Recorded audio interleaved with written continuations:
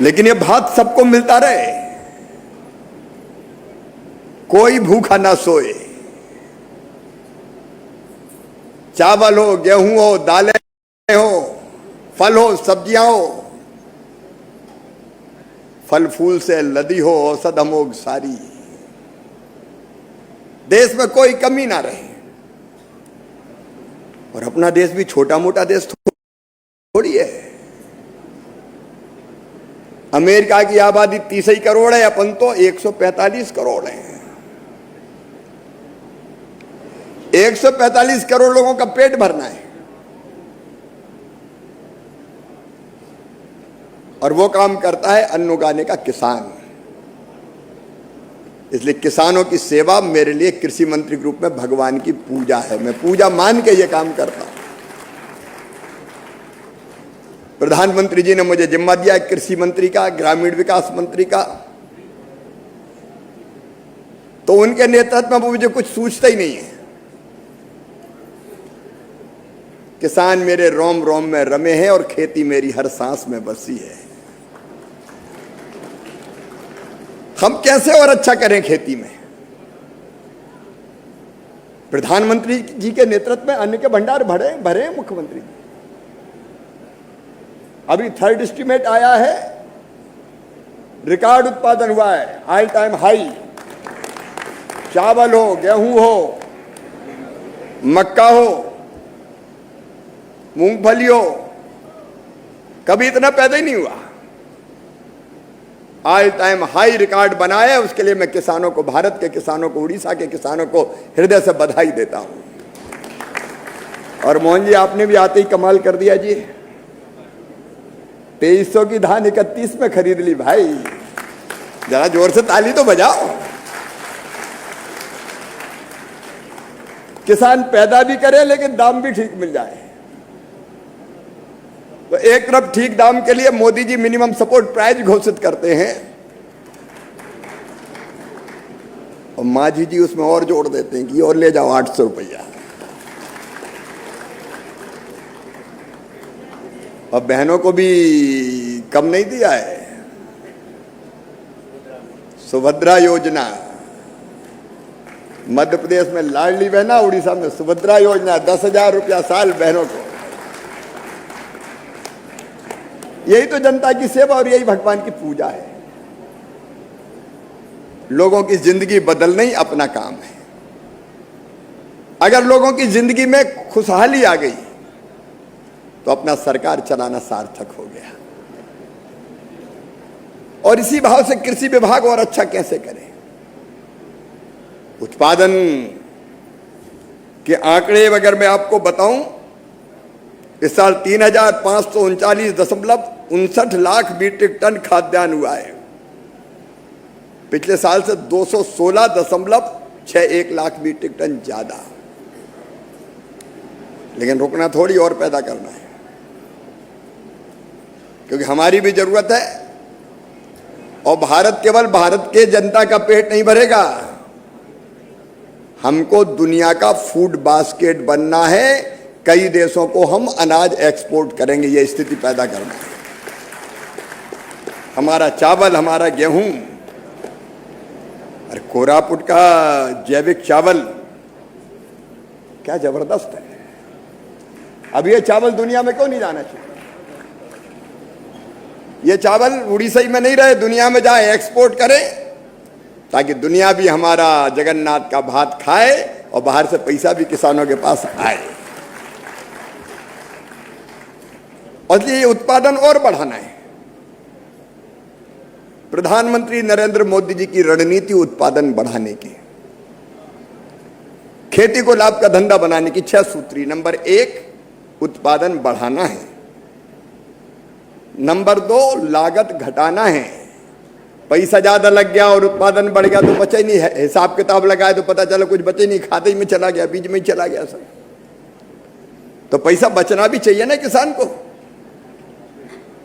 तो लागत घटेगी तो पैसा बचेगा, और उत्पादन के ठीक दाम भी देना है। और इसलिए कल ही जो एमएसपी की घोषणा हुई है मोदी जी की अध्यक्षता में, धान अभी तक 2300 रुपया कुंटल था, अब इस साल ₹2369 कुंटल खरीदा जाएगा। एमएसपी उसकी 2369 और बाकी मोहन जी जाने क्या देना है, और ये तो उनने घोषित कर दिया। तो धान की एमएसपी बढ़ी, ज्वार की एमएसपी बढ़ी। ज्वार पहले बिकता था 3,371, अब 3,699। बाजरा अब 2,625 के बजाय 2,775 में खरीदेंगे। रागी 4,290 के बजाय 4,886 में खरीदेंगे। मक्का 2,225 के बजाय 2,400 रुपया कुंटल खरीदी जाएगी। हमारे यहाँ दालें तुअर वगैरह भी कनक जी होती,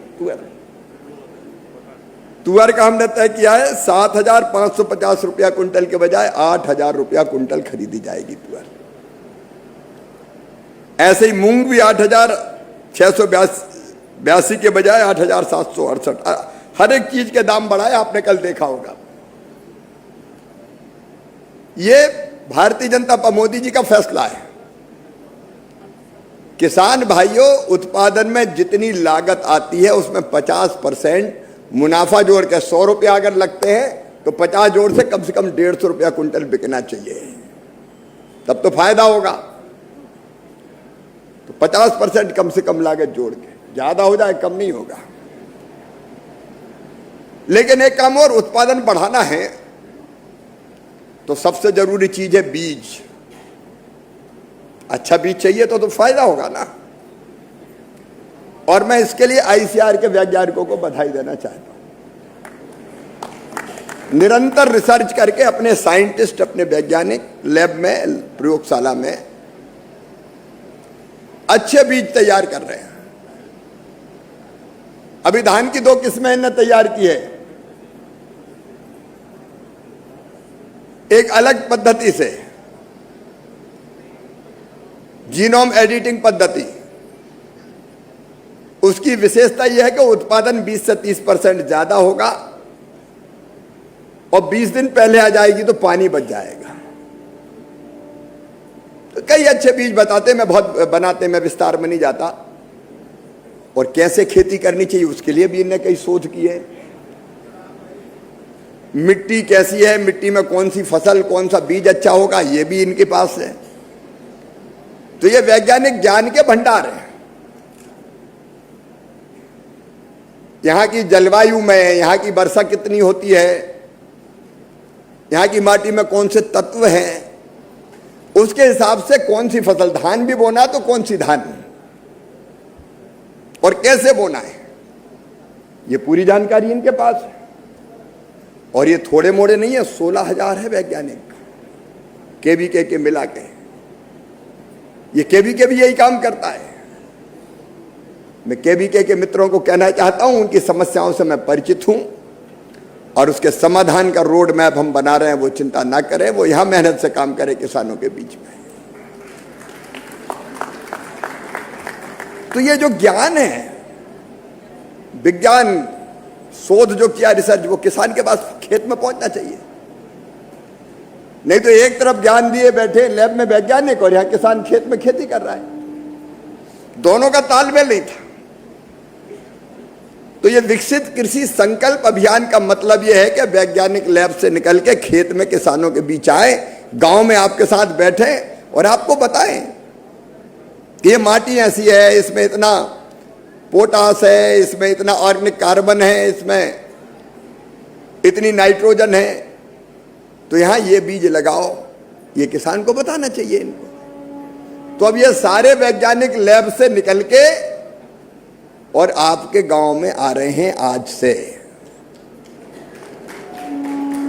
ये वैज्ञानिक आपके बीच आएंगे। हर एक का कार्यक्रम तय। उड़ीसा के भी माननीय कृषि मंत्री जी अब बैठे, पूरा कार्यक्रम बना हुआ है, कौन से गांव में कब कौन सी टीम जाएगी वैज्ञानिकों की। उसके साथ हमारा कृषि विभाग का अमला, उड़ीसा सरकार का, भारत सरकार का भी जो अमला है हमारे है, वो भी साथ आपके रहेगा। एग्रीकल्चर यूनिवर्सिटी, केवीके के लोग और प्रगतिशील किसान, उनको भी साथ लें ताकि उनने भी प्रयोग किए। और ये गांव में कोई भाषण देने नहीं आएंगे, ये बताने आएंगे कि भैया आपके गांव की माटी में ये तत्व है, तो फलाना बीज बो और इतनी खाद डालो। कई बार हम खेती में कौन सी माटी में कौन से तत्व की कमी हमें पता ही नहीं है, और डाले जा रहे हैं खाद। तो खाद थोड़ी, वो तो पैसा डलता है, फिर जरूरत ही नहीं और डाल रहे, तो अपना पैसा बर्बाद हो रहा है। कौन सा डालना चाहिए और कितना डालना चाहिए? नहीं तो राम ने डाला तो श्याम भी डाल रहा है। अब राम का खेत अलग और श्याम का खेत अलग, दोनों की जरूरत अलग अलग है।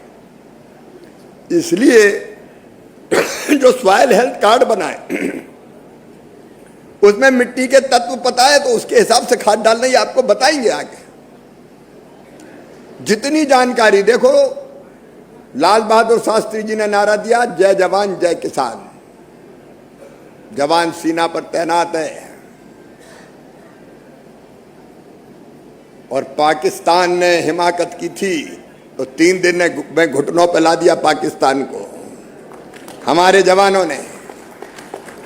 अगर हमारे नौजवानों का कत्ल हुआ, खून हुआ, तो मोदी जी के ऑपरेशन सिंदूर ने पाकिस्तान के आतंकवाद के सारे अड्डे तबाह कर दिए। हम किसी को छेड़ते नहीं हैं, लेकिन किसी ने अगर हमें छेड़ा तो उसे हम छोड़ते नहीं हैं। तो सीमा पर जवान और खेत में किसान।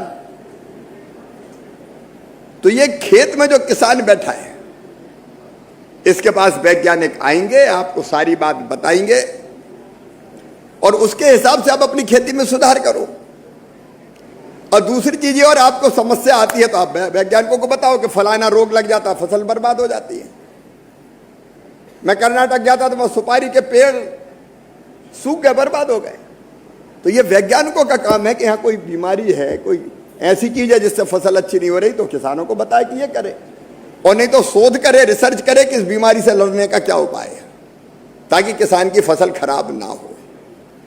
और ये भी जरूरी है कि यहाँ इस जलवायु में, जैसे उड़ीसा का पुरी वाला इलाका, यहाँ प्राकृतिक आपदा आती रहती है, तो यहाँ कौन कौन सी फसलें ठीक हो सकती है, उसके बारे में भी आपको बताएं। तो ये वैज्ञानिक केवल यहाँ नहीं, उड़ीसा में भी और पूरे हिंदुस्तान में जाएंगे। 2170 टीमें। मैं यहाँ भी किसान भाइयों से हाथ जोड़ के प्रार्थना करता हूँ, और देश के किसानों को भी हाथ जोड़ के ये कहना चाहता हूँ, वैज्ञानिक आपके गांव आ रहे हैं, आप समय निकालिए, इनके साथ बैठिए। जय जवान जय किसान। अटल जी ने जोड़ा जय विज्ञान, तो मोदी जी ने कहा जय अनुसंधान। अनुसंधान मतलब प्रयोग जो हुए वो वैज्ञानिक लेके आएंगे, और कृपया करके आप उससे सीखिए। आपको खेती कोई सिखा नहीं सकता, आप करते हैं, लेकिन नई चीजें जो उसमें जुड़ी उनको सीख के अपना उत्पादन और बढ़ाओ ना मेरे भाई। अगर 1 हेक्टर में अभी एवरेज कितना धान पैदा होता है 1 हेक्टर में? यहाँ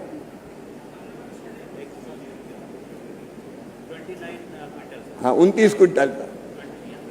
अब मैं कह रहा हूं कि अगर हमारे अभियान से 29 क्विंटल के बजाय 30, 31, 32 क्विंटल ही पैदा हो गया, तो हमारी तो जिंदगी सफल हो गई कि चलो उत्पादन बढ़ गया किसान का। ये होना चाहिए कि नहीं होना चाहिए? आप बताइए, होना चाहिए कि नहीं? ये होना चाहिए। और इसलिए हम तो चाहते इसी खरीफ की फसल में उत्पादन बढ़ जाए इन पद्धतियों को अपनाने से। इसलिए विज्ञान और किसान को जोड़ने आए हैं, भाषण देने नहीं आए। यह अभियान 12 जून तक देश भर में चलेगा।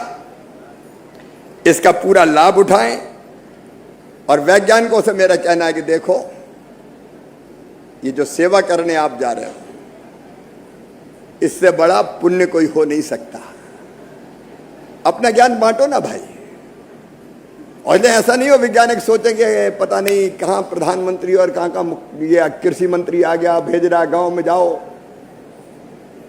ये आपका सौभाग्य है कि गांव में जाके किसानों से बात करके उनके फसल का उत्पादन बढ़ाने का मौका आपको मिल रहा है। इससे बड़ा पुण्य क्या हो सकता है? इससे बड़ा धर्म क्या हो सकता है? यही तो देश की सेवा है। देश की सेवा क्या है? अरे देश के लिए मरना कभी कभी जरूरी होता है, लेकिन देश के लिए जीना तो सदैव जरूरी है। यह देश के लिए जीना है। आप जाओगे तो देश के लिए जियोगे, उत्पादन बढ़ेगा तो देश के काम आएगा। और इसलिए वैज्ञानिक भी पूरे समर्पण के भाव से जाएं और किसान भी सीखने की कोशिश करें एक दूसरे से। और कई चीज जो वैज्ञानिकों को सिखाना आप भी सिखा दें कि खेतों में तो भैया ये दिक्कत आती है, देखो, तो वो नए शोध करें, रिसर्च करें। और इसलिए भगवान जगन्नाथ के चरणों में बारंबार प्रणाम करते हुए ये प्रार्थना करता हूं, हे जगन्नाथ, इस अभियान पे कृपा और आशीर्वाद की वर्षा करना। बड़े पवित्र मन से हमने ये अभियान शुरू किया है ताकि मेरे देश में कोई भूखा ना सोए, ताकि किसी किसान की खेती घाटे का सौदा ना रहे, अन्न की कमी ना रहे, पोषक अनाज मिले, फल मिले, सब्जियां मिले और किसान को अच्छे पैसे मिले ताकि उसकी जिंदगी भी सफल सार्थक हो और वो भी सुख और आनंद से जिए। ये इस अभियान का उद्देश्य है। माननीय मुख्यमंत्री जी, आपको हृदय से धन्यवाद। पुरी की इस पवित्र धरा से इस अभियान को शुरू करने का आपने, उप मुख्यमंत्री जी आपने फैसला किया। मैं हृदय से आभारी हूं। यह अभियान मोदी जी के नेतृत्व में एक रिकॉर्ड बनाएगा उत्पादन बढ़ाने का। और मोदी जी भी हमारे लिए वरदान है। जिस तड़फ से वो काम कर रहे हैं, देश के लिए काम कर रहे हैं, हम भी देश के लिए काम करें। हमारा देश बढ़े, आगे अन्न के भंडार भी भरे और कभी विश्व गुरु बन जाए, पूरी दुनिया में जय जगन्नाथ हो जाए। आप सबको एक बार फिर आग्रह कि इस अभियान में भाग लीजिए। बहुत बहुत धन्यवाद।